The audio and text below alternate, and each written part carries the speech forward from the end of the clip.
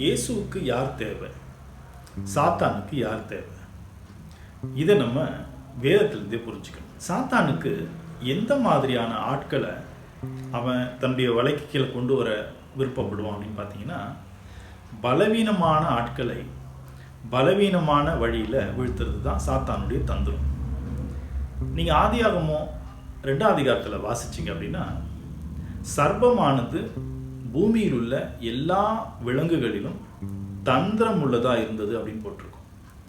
அப்போ தந்திரமான ஒரு நபரை சாத்தான் சூஸ் பண்ணி அவர் மூலமாக பலவீனமாக இருக்கிற ஏவாளை அவன் வீழ்த்திட்டு, அந்த ஏவாளினுடைய பலவீனத்தை கொண்டு ஆதாமையும் வீழ்த்தி தேவனை விட்டு விலக வச்சுட்டான். இதுதான் சாத்தானுடைய மெத்தடு.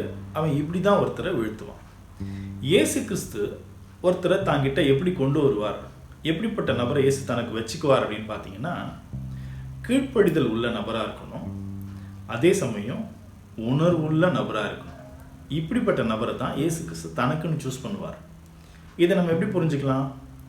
பேதுருவை பார்த்து இயேசு கிறிஸ்து சொல்லுவார், உன்னுடைய வலையை நீ கொண்டு ஆழத்தில் போடு அப்படின்னு சொல்லுவார். அதுவும் அது காலையில் டைம். அப்போ ஒரு மீன்காரங்களுக்கு தெரியாதா வலையை எங்கே போடணும் அப்படின்னு? அவங்களுக்கு நல்லா தெரியும்.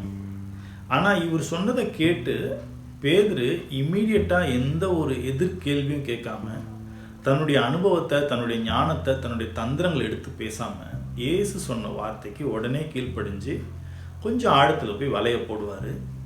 அந்த வலை கிழிஞ்சி போய் படகு தண்ணியில் மூழ்கிற அளவுக்கு ஏகப்பட்ட மீன்களை பிடிப்பாங்க. அப்போது அவங்க கரையில் இருக்கிற மற்ற மீனவர்களை கை காட்டி கூப்பிட்டு எங்களுக்கு ஹெல்ப் பண்ணுங்க அப்படின்னு சொல்லுவாங்க.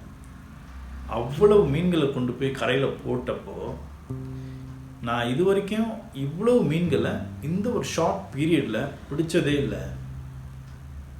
இயேசு கிறிஸ்துனுடைய வார்த்தை மட்டும் இல்லைன்னா எனக்கு இப்படி கிடைச்சிருக்காதுன்றத புரிஞ்சுக்கிட்ட அவர், உணர்ந்து விட்ட பேதுரு உடனே ஒரு வார்த்தை சொல்வார், பாவியாகிய என்னை விட்டு நீர் அகன்று போயிடுங்க அப்படின்னு சொல்லுவார். அப்போது இவ்வளோ பெரிய ஆசீர்வாதத்துக்கு தான் தகுதி இல்லை அப்படிங்கிற உணர்வு இருக்குது. வலையை போடுன்னு சொன்ன உடனே போடக்கூடிய கீழ்ப்படிதல் இருக்குது. இந்த மாதிரி குணங்கள் இருக்கிற நபர்கள் தான் இயேசு கிறிஸ்துவுக்கு தேவை. அவர் உடனடியாக பேதுருவை பார்த்து, நீ என்னை பின்பற்றி வா, உன்னை மனுஷனை பிடிக்கிறவனா மாற்றுவேன்னு சொல்லுவார். பார்த்தீங்களா? இதுதான் இயேசு கிறிஸ்து ஒரு ஆளை சூஸ் பண்ணுறதுக்கும் சாத்தான் ஒரு ஆளை சூஸ் பண்ணுறதுக்கும் இருக்கக்கூடிய வித்தியாசம். நீங்கள் தந்திரமானவரா, டேலண்டானவரா, ஸ்கில்டு நிறைஞ்சவரா இருக்கிறீங்களா அப்படிங்கிறது இயேசுக்கு ஒரு முக்கியமே அல்ல.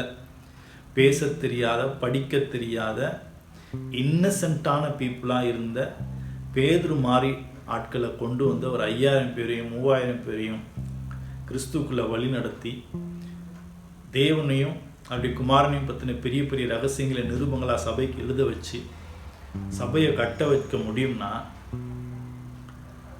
அதே குணம் உங்களுக்கும் இருக்குமானால் உங்களையும் அவர் அப்படி எடுத்து பயன்படுத்த முடியும். ஆகவே உங்ககிட்ட இருக்கிற டேலண்ட்டை பற்றி யோசிக்காதீங்க. நீங்கள் எந்த அளவுக்கு இயேசு கிறிஸ்துவுக்கு கீழ்ப்படிய முடியும் அப்படிங்கிறதுல உங்கள் கவனத்தை நீங்கள் செலுத்துங்க.